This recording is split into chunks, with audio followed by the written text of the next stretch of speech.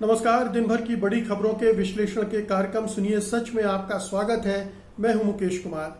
तो दोस्तों, शुरू करते हैं आज का सुनिए सच। आज की खास खबरों पर नजर डालते हुए, राम मंदिर ट्रस्ट ने फिर दी सफाई, मगर डील को लेकर कम नहीं हुए संदेह।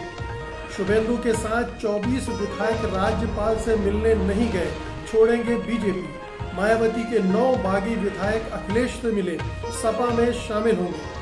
देवांगना नताशा आसिफ को बेल, कोर्ट बोला विरोध करना आतंकवाद नहीं। राजस्थान में गौ तस्करी के नाम पर मॉब लिंचिंग, एक की मौत। खास खबरों पर नजर डालने के बाद अब वक्त है आज की बड़ी खबरों के विस्तार से विश्लेषण का। इसलिए सबसे पहले लेते हैं आज की सबसे अहम खबर। अयोध्या में चल रहे राम मंदिर निर्माण के लिए जमीन खरीद में कथित घपले को लेकर एक बार फिर श्री राम जन्मभूमि तीर्थ क्षेत्र ट्रस्ट की ओर से सफाई दी गई है। ट्रस्ट ने मंगलवार को कहा है कि जिस जमीन की बात की जा रही है वो सड़क से लगी हुई है। भविष्य में ये सड़क 4 लेन वाली होगी और राम जन्मभूमि मंदिर के लिए ये मुख्य सड़क होगी। ऐसे में ये जमीन बहुत अहम है। ट्रस्ट ने कहा है कि इस जमीन का कुल एरिया 1.2080 हेक्टेयर है और इसे प्रति स्क्वायर फीट 1423 रुपए के दाम पर खरीदा गया था, जो कि अयोध्या में चल रहे मार्केट रेट से बहुत कम है।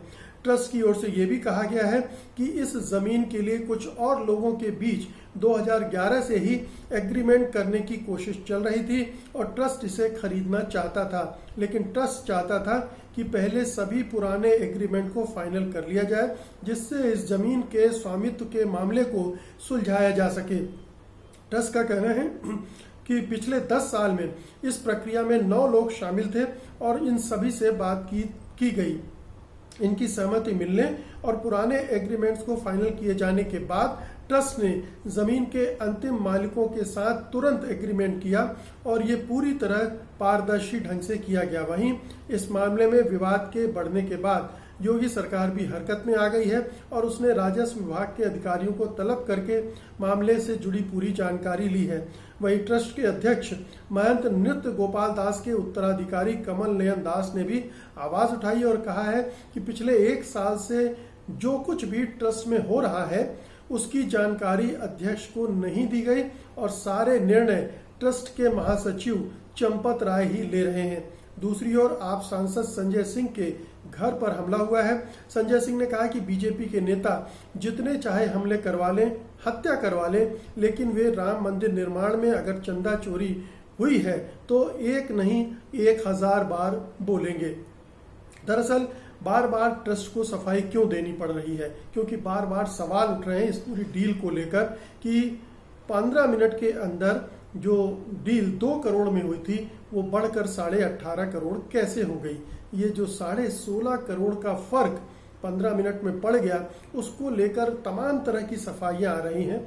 अब ट्रस्ट कह रहा है कि 11 साल पहले एग्रीमेंट की कोशिशें शुरू हुई थी, तो ये जो बिचौलिए थे, जो कई नाम आ रहे हैं, उनको ये 16.5 करोड़ का लाभ कैसे हो गया। अगर ट्रस्ट इसकी डायरेक्ट खरीदी करती तो शायद ये पैसा जो आम लोगों के चंदे से आया है वो कुछ बिचौलियों के जेब में न जाता। लेकिन जाहिर है कि ये जो बिचौलिए हैं ये ट्रस्ट के मंजूरी से ही, ट्रस्ट के अनुमति से ही ये सब कर रहे होंगे और इसमें कहीं कुछ हो सकता है लेन देन का मामला भी हो। हम यकीन से नहीं कह सकते हैं, लेकिन चूंकि इस तरह की जो सौदेबाजी होती है उसमें बड़े स्तर पर खेल होते हैं और इस सौदेबाजी में खेल ना हुआ हो इसके अभी तक पुख्ता प्रमाण नहीं मिल रहे हैं।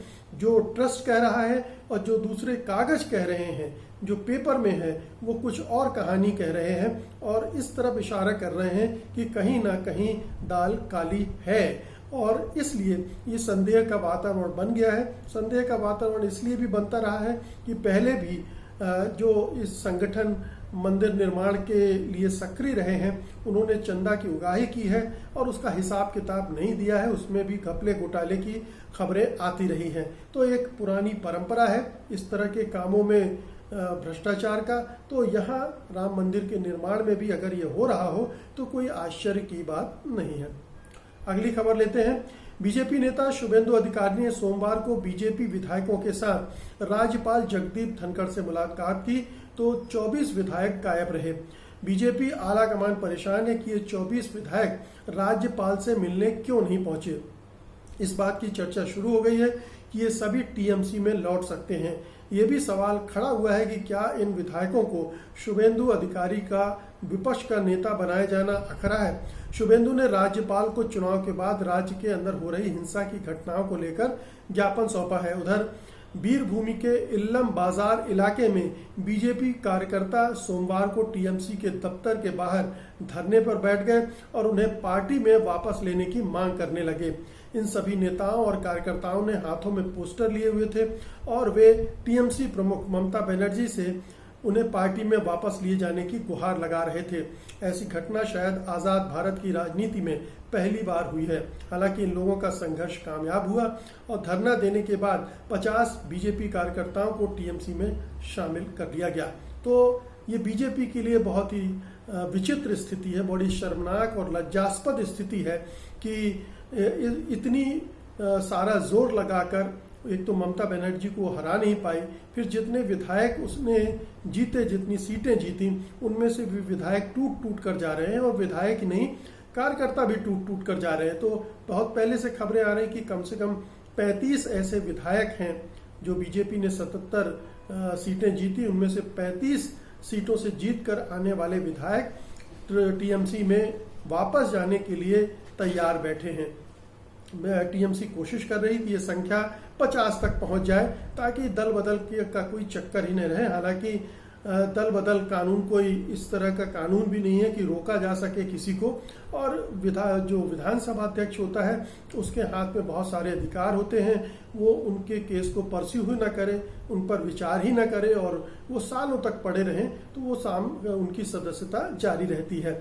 इसलिए अभी ये 24 की संख्या साफ साफ दिख रही है जो इस अभियान में शुभेंदु के साथ शामिल नहीं हुए हैं, और ये एक बहुत बड़ा एम्ब्रेसिंग मोमेंट है शुभेंदु अधिकारी के लिए भी, क्योंकि उसके नेतृत्व को भी मानने के लिए विधायक तैयार नहीं है, पार्टी तैयार नहीं है, और दूसरी तरफ जगह जगह से पार्टी के कार्यकर्ता और नेता टीएमसी से ममता बनर्जी से गुहार लगा रहे हैं कि हमें वापस ले लो। तो अब पूरी बीजेपी बंगाल में साफ होने की कगार पर है, साफ होने के रास्ते में है। अगले 4, 6, 8 महीने में हो सकता है कि बीजेपी वहीं पहुंच जाए जहां से उसने शुरुआत की थी। अगली खबर लेते हैं। बहुजन समाज पार्टी के 9 बागी विधायकों ने मंगलवार को समाजवादी पार्टी के मुखिया अखिलेश यादव से मुलाकात की है। कहा जा रहा है कि ये सभी विधायक जल्दी ही समाजवादी पार्टी में शामिल हो सकते हैं। मीडिया रिपोर्ट के मुताबिक बीएसपी के जिन विधायकों ने अखिलेश से मुलाकात की है उनमें असलम रायनी, असलम अली चौधरी, मुस्तफा सिद्दीकी, हाकिम अली बिंद, हरगोविंद भार्गव, सुषमा पटेल, वंदना सिंह, रामवीर उपाध्याय और अनिल सिंह शामिल हैं। हालांकि अखिलेश से मुलाकात के बाद सभी नेता समाजवादी पार्टी के दफ्तर के पीछे के दरवाजे से निकल गए, यानी वो पत्रकारों का या दूसरे लोगों का अभी सामना नहीं करना चाहते हैं। बता दें कि 2017 के विधानसभा चुनाव में बीएसपी के 19 विधायक जीते थे। बाद में एक सीट पर बीएसपी उपचुनाव हार गई थी तो उसके पास 18 विधायक ही बचे थे। बीएसपी प्रमुख मायावती ने 11 विधायकों को पार्टी गतिविधियों के आरोप में पार्टी से निष्कासित कर दिया था। पहले ही ये निष्कासित हो गए थे, जिसके बाद बीएसपी के पास अब केवल 7 विधायक हैं। निष्कासित विधायकों को अभी तक अयोग्य घोषित नहीं किया गया है। तो ये साफ दिख रहा है कि बहुजन समाज पार्टी से विधायक पलायन कर रहे हैं। जिस तरह से बहन मायावती अपनी पार्टी को चला रही हैं, जिस तरह से वो जमीन पर सक्रिय नहीं देख रही हैं और जिस तरह से बीजेपी के साथ उनके संबंधों की बात चल रही है, तो बहुत सारे विधायक इससे असुविधा महसूस कर रहे हैं और वो दूसरे रास्ते तलाश रहे हैं, क्योंकि बीजेपी से संबंध जुड़ते ही बहुत सारे विधायकों की विधायकी खतरे में पड़ जाएगी, उनकी सीट खतरे में पड़ जाएगी, उनका जीतना मुश्किल हो जाएगा, क्योंकि जो मतदाता हैं वो बीजेपी जो बीएसपी के साथ जुड़े हैं वो बीजेपी को नापसंद करते हैं। तो एक ये बड़ी वजह है। दूसरी बात यह है कि बीएसपी का प्रभाव लगातार घटता जा रहा है। मायावती की सक्रियता नहीं है, मायावती बहुत सारे आरोपों से घिरी हुई हैं। इस वजह से ये भगदड़ बीएसपी से मच रही है और अखिलेश यादव की पार्टी की तरफ जा रही है। तो एक नए तरह का ध्रुवीकरण, नए तरह की गोलबंदी आप देख सकते हैं समाजवादी पार्टी की तरफ। तो एक तरफ बीजेपी है जिसकी तरफ थोड़ा ध्रुवीकरण हो रहा है, जिसकी तरफ बहुत सारे नेता जा रहे हैं दूसरी पार्टियां छोड़कर, और दूसरी तरफ अखिलेश यादव की पार्टी समाजवादी पार्टी की तरफ जा रहे हैं। तो मुख्य मुकाबला इस तरह से रण सजता हुआ दिख रहा है, जिसमें बीजेपी बनाम एसपी, हालांकि मायावती ने अभी अपने कार्ड खोले नहीं हैं, इसलिए अभी उनको खारिज करना, दरकिनार कर देना ठीक नहीं होगा, क्योंकि उनका अपना एक 18-19% का ठोस वोट बैंक है, जिसके दम पर वो किसी को भी चुनौती देने की स्थिति में आ सकती हैं। और थोड़े से तालमेल, थोड़े से सोशल इंजीनियरिंग उनको एक मजबूत स्थिति में ला सकती है। उनको हल्के में नहीं लिया जा सकता है, ना लिया जाना चाहिए।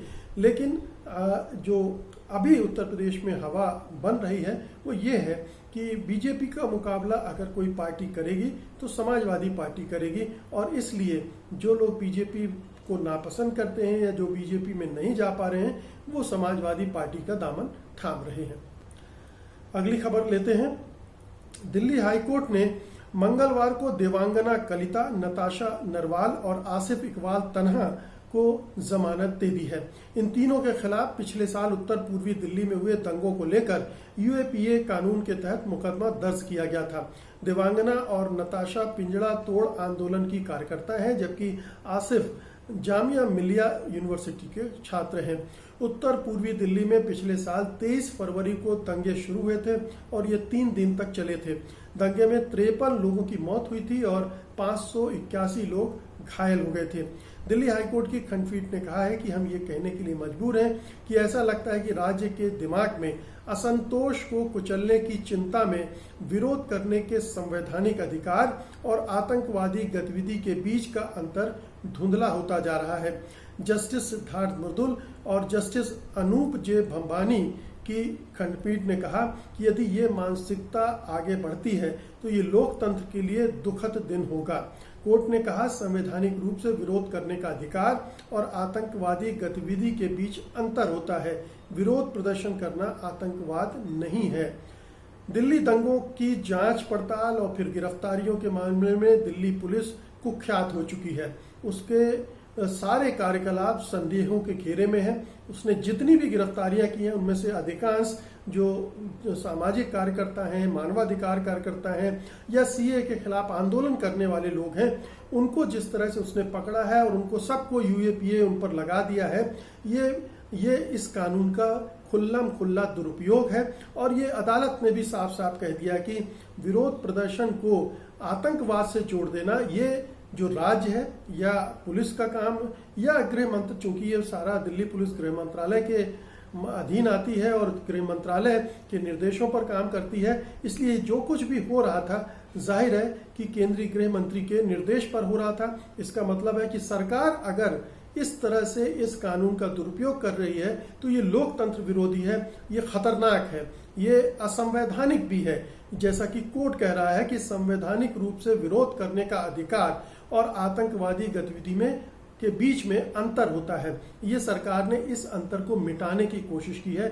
वो कोई भी असंतोष प्रकट करता है या विरोध करता है उसे वो तुरंत आतंकवादी घोषित कर देती है और उसको पकड़कर अंदर कर देती है। और इन कार्यकर्ताओं को भी साल भर से ज्यादा जेल में हो गया है। इनको जमानत नहीं लेने दी जा रही थी क्योंकि यूएपीए कानून में उसकी गुंजाइश नहीं है। लेकिन अच्छी बात यह है कि दिल्ली हाईकोर्ट ने इसको ठीक ढंग से सुना है और समझा है और अपना निर्णय सुनाया है। और कोशिश होनी चाहिए कि और लोग भी जो बंद हैं इस तरह से दुरुपयोग करके कानून का, जिनको अभी तक जेल में बंद रखा गया है, उनको भी छोड़ने की प्रक्रिया शुरू होनी चाहिए। और इसी तरह से भीमा कोरेगांव मामले में भी पुलिस तो नहीं लेकिन केंद्र सरकार की जो एजेंसी है एनआईए ने दुरुपयोग किया है इन कानूनों का।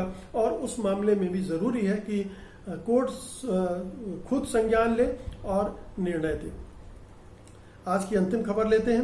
राजस्थान के चित्तौड़गढ़ जिले के बिलखंडा गांव में भीड़ ने गौ तस्करी के शक में एक युवक को पीट कर मार डाला और दूसरे को गंभीर रूप से घायल कर दिया है।